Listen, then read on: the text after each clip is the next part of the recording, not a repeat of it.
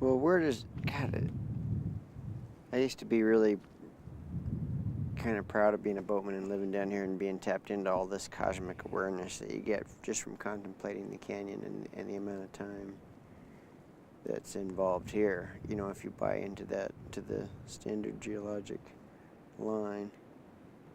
But it wasn't until I took some astronomers down that really jerked my head up. Boy, to think of, you know, people that are sitting there looking way, way out there. Where does boating fit into all this? Fit in in a life as varied as yours? Where does this river and river running fit in? Well, the world's a tremendously interesting place. You know, there's so many interesting problems.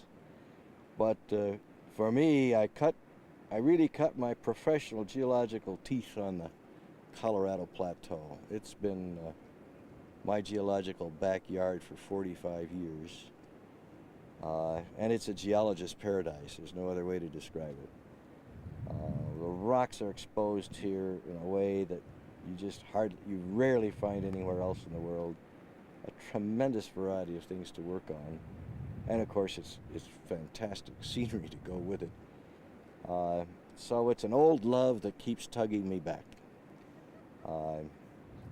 So while I may have my head off in the stars somewhere, or the planets and the comets and moons, asteroids, it's important to come back and bang on rocks. I still consider myself a rock-knocking geologist.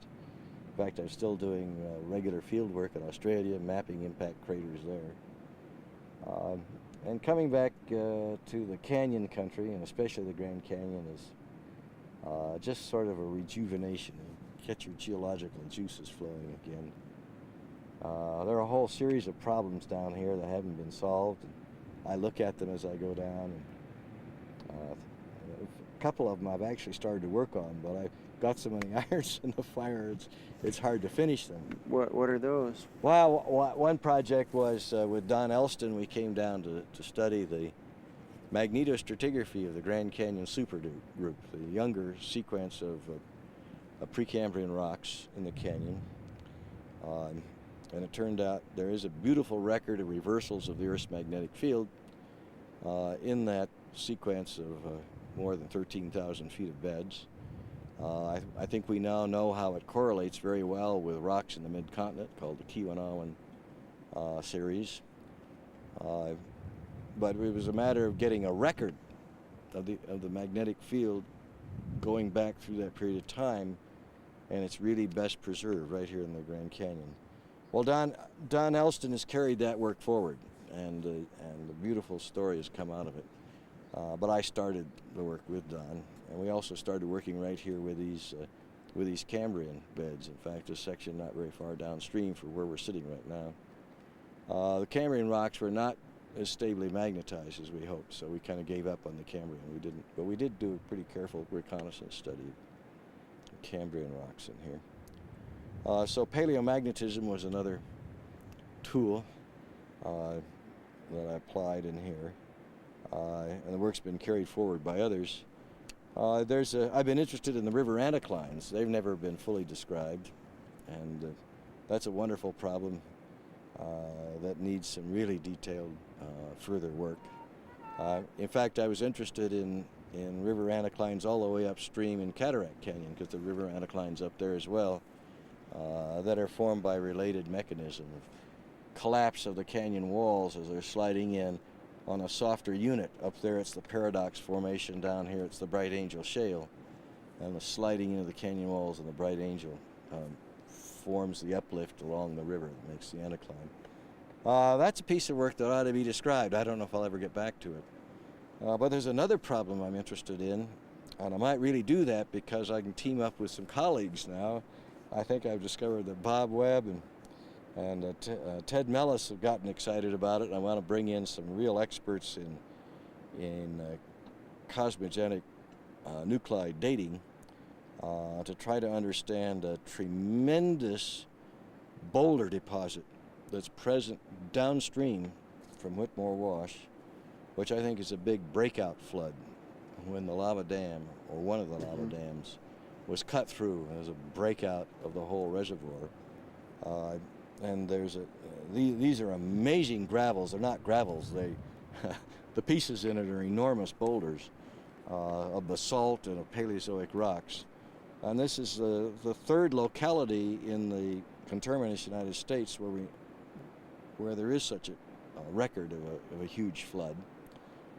The others are up in the state of Washington, and also on the Snake River when Lake Bonneville was drained by a breakout flood. But no one's described this down here. So stay tuned. I hope we'll bring a story out of that. So that's kind of my current pet interest in the canyon is this. No one has actually ever even put this into the literature. People are generally unaware of it, except a few of us who've gone and seen those deposits and thought, this is a very important story. And I think now there are very sophisticated tools that can be brought to bear to date the deposit.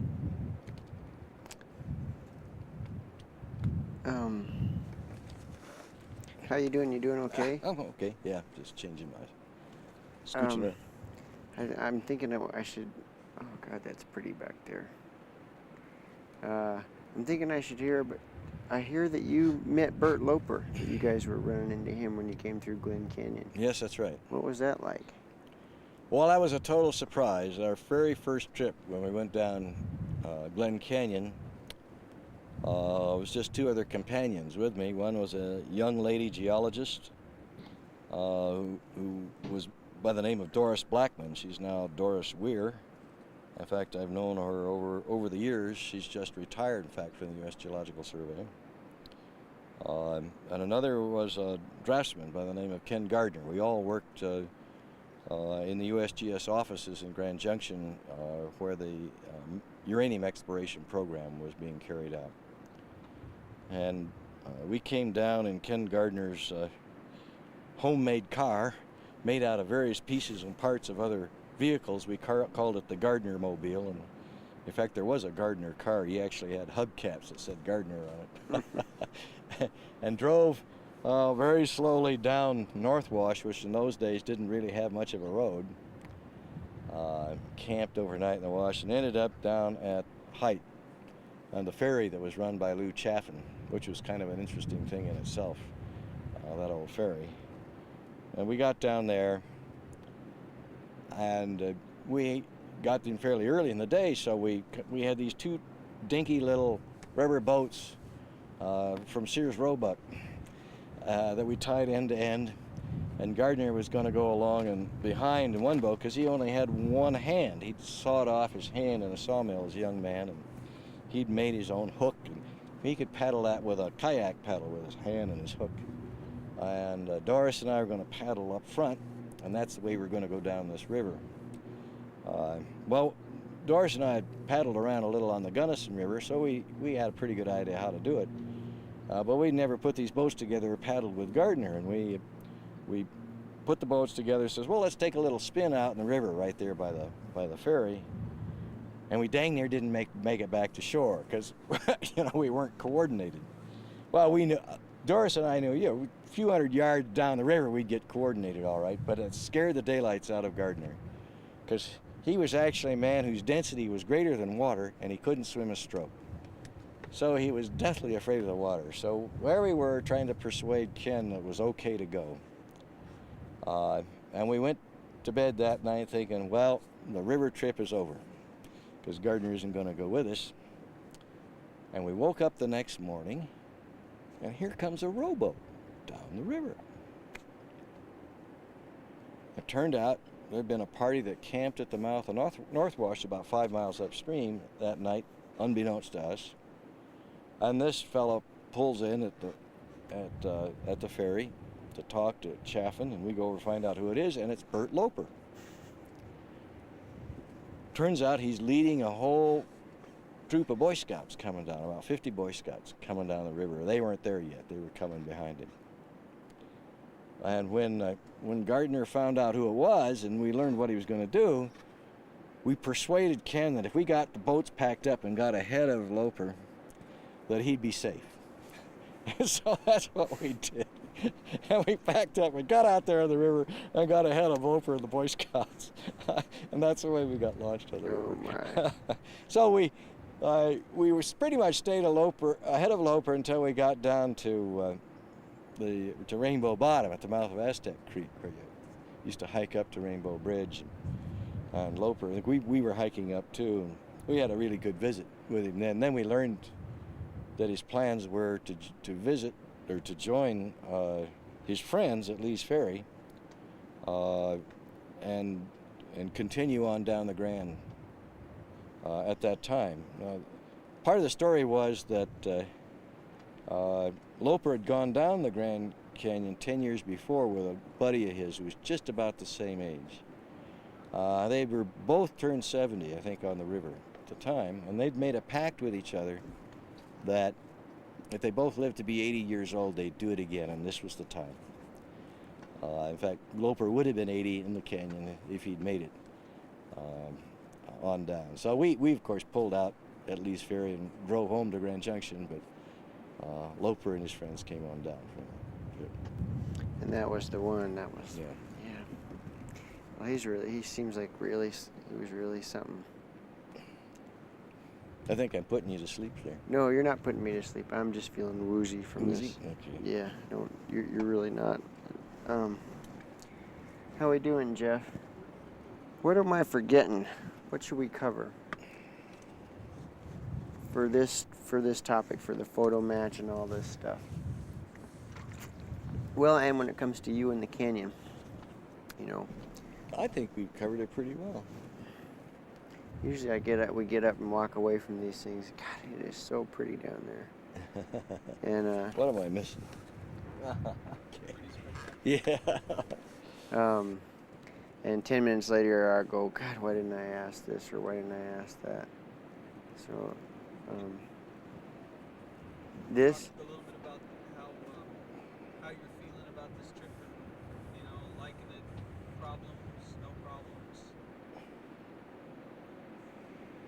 Sure. Well, we could talk a little bit about the Powell Society and the gang I had down here with me, if you like. We'll do that. Sure. As I mentioned, as we came down the upper canyons on the Green and the Colorado, I had this arrangement worked out with a group of guys who called themselves the Powell Society in Denver. And the mainspring of that society was a forensic pathologist by the name of Henry Toll. And they had incorporated themselves as a non-profit outfit to sort of make themselves official. And they went around and did the same thing that I'd been doing with friends and going down these various canyons before they turned the water off or they started building a dam. But they had some experience, and most of the Powell Society guys had been down the Grand Canyon several times. And I was glad to have them along. When we got here, we had several more boats. I just brought 2 assault boats down the river from Wyoming. But down here, the Powell Society guys brought some more boats, so we actually ran 4 boats down the river and put 2 people in each boat. Of course, we just had them rigged with rowing frames. No, I'm sorry, we had 5 boats. I have to take it back. And we started off, and so I said, oh, well, I'm in good hands.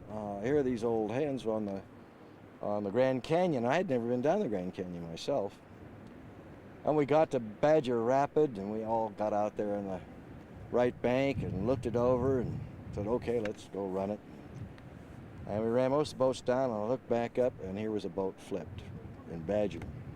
I won't tell you who it was. Well, okay, these experienced river runners, what have I gotten into here? And we got down to Soap Creek, flipped another boat. I thought, oh boy, this is going to be some trip, But they kind of got their feel. Actually, the second was really a kind of a fluke flip. It's just one of those things that happens to you, catching the curl of a wave in the tail waves. And things settled down after that. We did flip one more boat down in Crystal. But by that time, you know, Crystal was pretty mean. Yeah. And so that was just, it was a hard one to get through. We ran all the boats through successfully except the first one.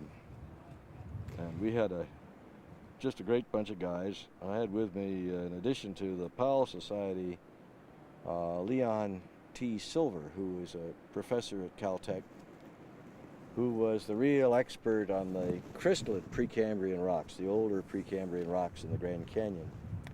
And he had been working with the samples that had been collected by a Caltech Carnegie Institution trip. In fact, I think there was more than one in the late 1930s. And he'd come in with helicopter and collected additional samples, but he'd never been down the river. So I thought this was the time for him to see the river. And he really thoroughly enjoyed it, and he started collecting like mad, and he took big samples. Well, he was loading most of these samples on the boat that was rowed by Henry Toll. And that boat was getting, this is just a 10-man assault boat. This boat was getting heavier and heavier. It was just darn near getting unmanageable. Toll was undoubtedly the best boatman. He was good. Well, we are camped at the mouth of Tapeats Creek. And as we're camped there, we see a commercial trip coming in. If I remember rightly, I think it was Sanderson. And we discover it's a Barry Goldwater party on the boat. It was not Barry Goldwater Sr., Barry Goldwater Jr. on the party, and they pulled in on the river left about a mile downstream. Well, Silver gets to thinking about this, There's a good boat there, and I think Toll knew the boatman running the boat. I thought, maybe they can get those guys to carry out these rocks.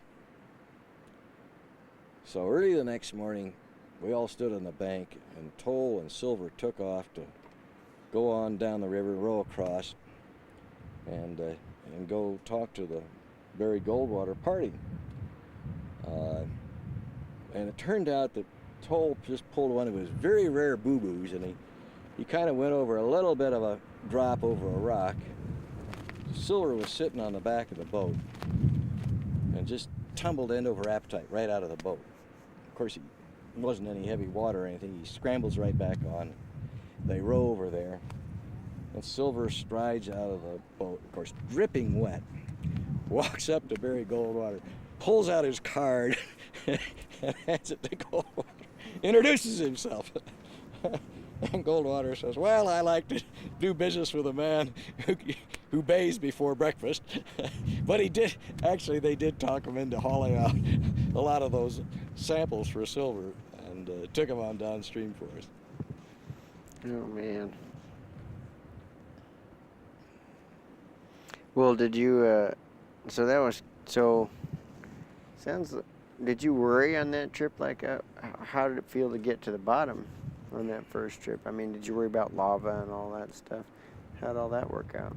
No, I didn't worry too much about the rapids. Of course, I hadn't seen all of these rapids before. Were you running a boat? Sure, running my own boat, right. So, in fact, I had George Anderman in with me. He and I had jointly owned this boat for years and boated together.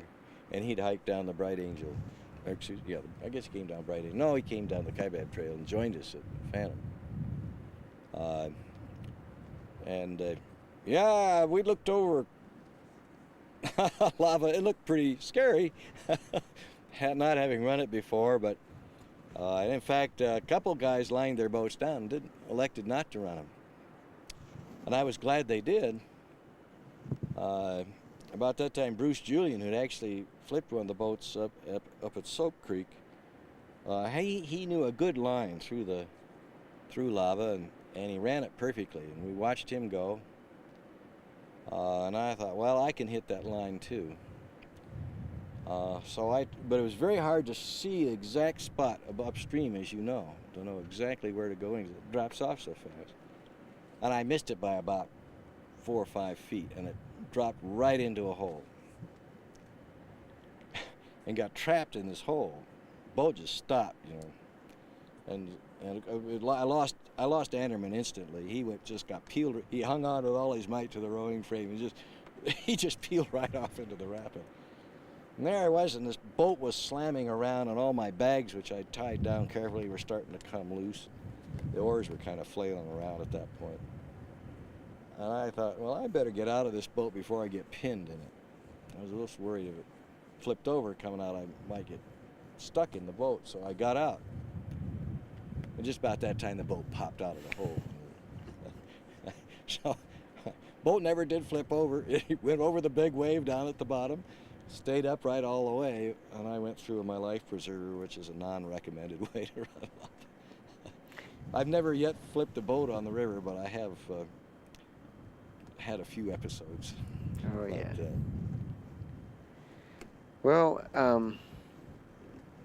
what do you think about being down here with this bunch? oh, it's a great bunch. It's a privilege to be on this trip. And to be around guys like Les Jones and Bob Rigg and some of those guys. I knew about these guys in the early days. I barely overlapped Norman Neville's on the Colorado Plateau. He was killed in a plane crash about a year after I got here, a little later. But I certainly knew about the Rigg brothers because they were from Grand Junction, where I was headquartered for 10 years. But I don't think I ever met them. So they've been guys I've known about for a long, long time. I just think it's a great privilege to be on the river. These people who are down here really kind of paving the way, really showing how to do it, and seeing the canyon in the early years. Damn, I wish I'd been down there with it, I got on the Grand too late. I should have come down here early on. Yep, this reputation was pretty fierce. I guess I just didn't have the courage to get on the Grand River earlier than I did, because it had a pretty hairy reputation if you hadn't seen it. Mm-hmm. So I take my hat off to those guys. They're living history. Me too. That was good. What do you think, Jeffrey? That sounded nice. Are we Can't think of any other questions. okay? I guess we better shut her down. Do you have Okay. any other things you wanted to tell us? Yeah. What do you think? How are we doing for covering our little oral history?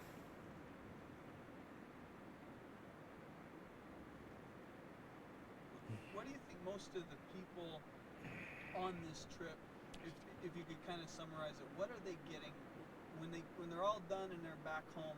What will they have gotten out of this trip? Well, there's two different things coming out of the trip. What people like Jack Schmidt and Bob Webb and Ted Millis are hoping for is specific details about the history of these debris fans and of the sandbars, and changes that they're working on, and try to add to the collective store of knowledge that the old timers can bring to it. And I think that's paying off. They're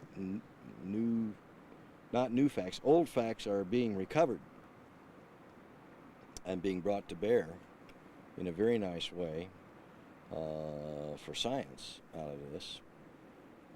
But I think for the people like Garth Marston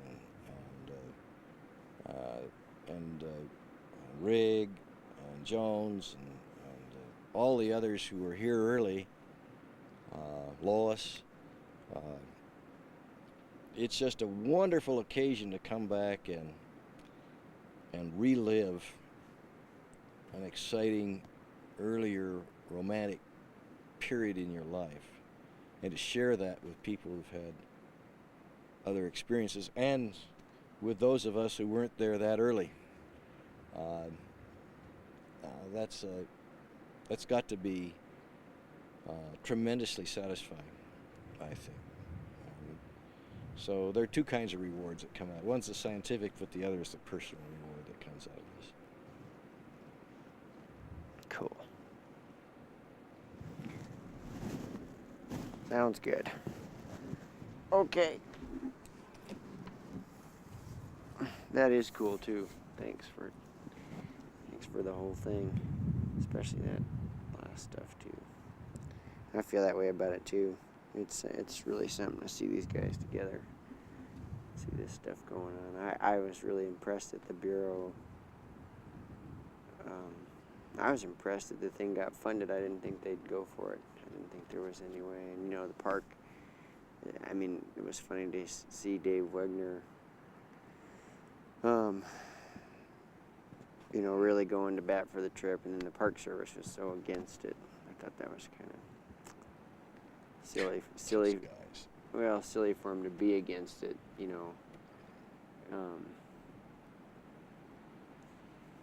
in light of all the money that's been spent and all the stuff that we've seen go on down here over the years.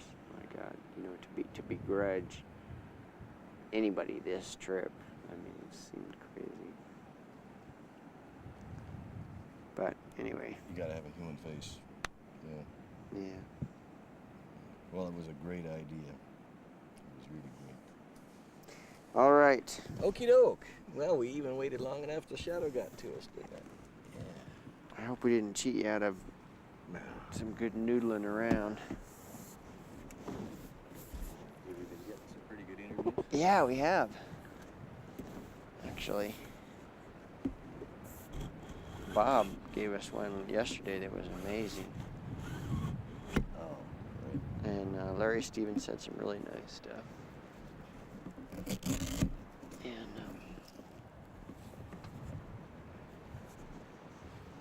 looking forward to talking to some of these other guys too. Tad came and sat down with Bob for a while, and then they both perked up. And that was pretty good, and I was kind of hoping to get him. But I didn't mention that Tad was on our 68 trip. He was. Yes. So you guys are buddies, huh? Yeah, well, I've known Tad for years.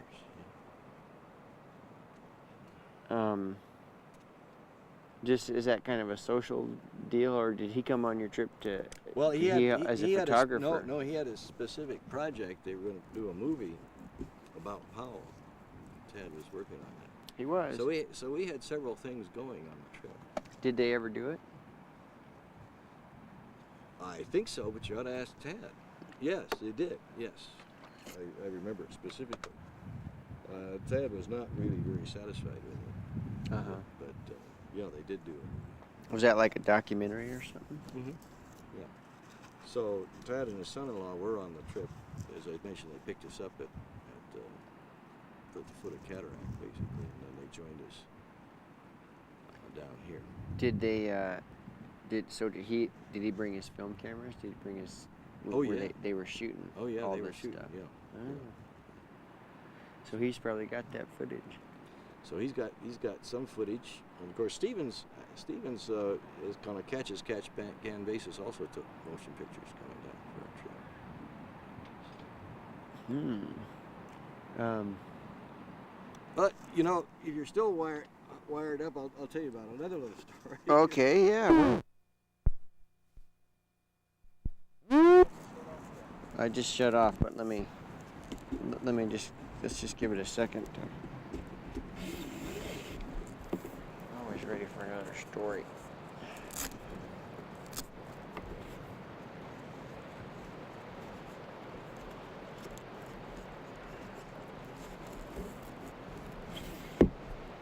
What a nice way to spend the afternoon, huh? Yeah.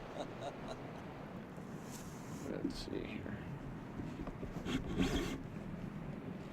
Okay. Are you on? How we doing, Jeff? You got levels? Okay. Okay. Well, I should mention that there were multiple purposes in the Grand Canyon part of our 1968 trip. We were doing the series of guidebooks, and in fact, the guidebook for this part of the canyon, which was written by Simmons and Gaskell, was one of those specific things. In addition, Tad Nichols and his son-in-law were along, and Tad was taking photography specifically for a documentary on Powell as a part of the Powell Centennial. So we were actually meeting quite a number of objectives with the trip, in addition to Lee Silver's work with the sampling to study the crystalline Precambrian rocks. One of the little amusing parts of getting the publications going on the guidebooks you might be interested in, the Powell Society really didn't have any money, except what the members themselves, which is a very small group, might put in. And so we were trying to figure out how we would get the first guidebook published. And the idea was to get it published and to sell enough guidebooks that would amortize the cost, and then we could publish the next guidebook and get a whole bunch of them going. And so someone came up with a bright idea. It might have been Henry Toll or it might have been Dave Gaskell. Said, well, why don't we have a big lecture and give a big public lecture on the trip? And I agreed to do that. And they hired a big lecture in Denver, I think the Phipps Auditorium. And I had a whole special set of slides worked up. They were the old 3 1/4 by 4 lantern slides on glass. There was these great big projectors, and we filled the hall. We got a tremendous take. It worked. And I had this special set of slides that showed the early, on one projector we would show the picture taken by Beeman or Hillers, and on the other projector it would be the matching photograph by Stevens. And so I told this story that, you know, in most cases there was no change. You could see the same boulders sitting there on the riverbank. And then in the small 15% case, you could see dramatic changes. And then we finished the lecture with Stevens' movie, which he'd put together with the materials that he'd shot with this small waterproof wind-up motion picture camera that we carried down with us. So the lecture was a smashing success. We published the first guidebook. But you know, the funny thing is that lecture wouldn't die. I thought I'd prepared that material for a one-shot deal. And I kept on giving that lecture for years and years and years. It was so popular, and people would see it at one place, and the word would get around. The next thing I know, they'd want me to give it somewhere else. So I kept on giving that lecture for about 20 years thereafter. All right. I wonder what do you think made it so popular? I think the appeal is, part of it is just the romance of the canyons. Part of it was just the fun of seeing. It is a lot of fun to go and see, oh, here's where it was, here's exactly how it was 100 years ago. Here's how it is today. You could look at the changes. Everyone could make their own comparison. So it was just a combination of those things, and then we had a little bit of adventure thrown in with some of those upsets in Grand Canyon, and so to give a little human interest into the story too. So it was just a combination of all those things that kind of gave it its public appeal. Do you still have all that stuff? Still have it. In fact, I'm going to basically give that lecture here in a couple of weeks as part of the Flagstaff Festival. Really? Whereabouts? It'll be over at NAU, giving it NAU. So, I've never gotten my slides transferred onto modern 35mm slides, which I desperately need to do, because it's hard to come up with those old lantern projectors. Yeah. Boy, I'll try and catch that one if I can. What are the? Do you know the It's dates? It's a.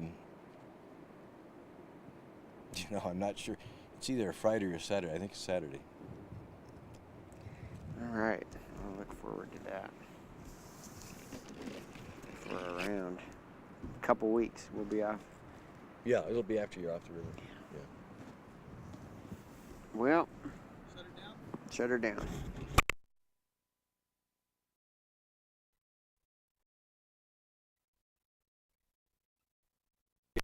They have periods less than 200 years. So those, if you find more than one periodic, things come back